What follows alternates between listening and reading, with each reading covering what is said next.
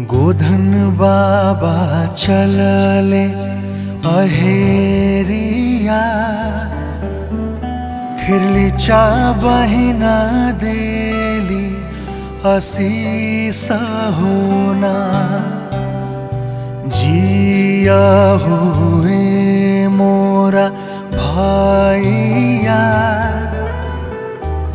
जिया भैया लाख बरिसा होना।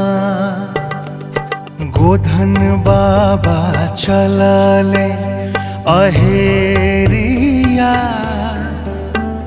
खिरली चा बहिना देली असीसा होना। जिया हुए मोरा भैया, जिया भैया लाख बरिसा होना।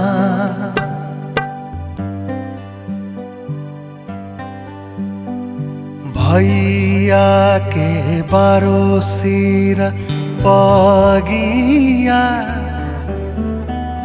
भौजी के बारो सिर सेनुरा होना। भैया के बारो सिर पगिया,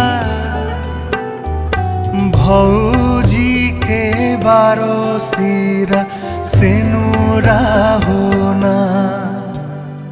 शिवा भैया चलले अहेरिया,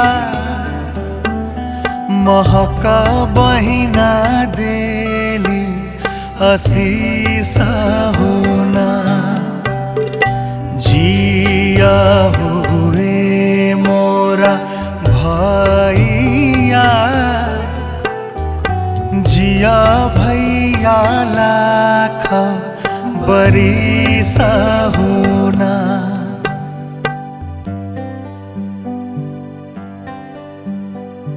उत्तम भैया चलले अहेरिया,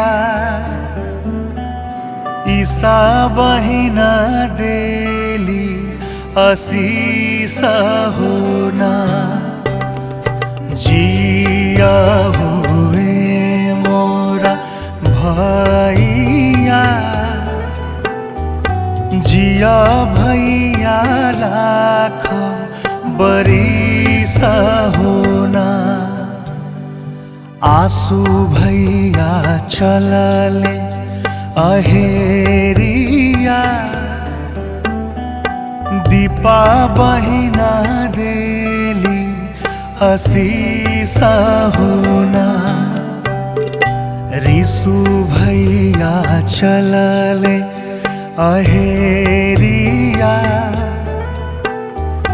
दीपा बहिना देली असीसा होना।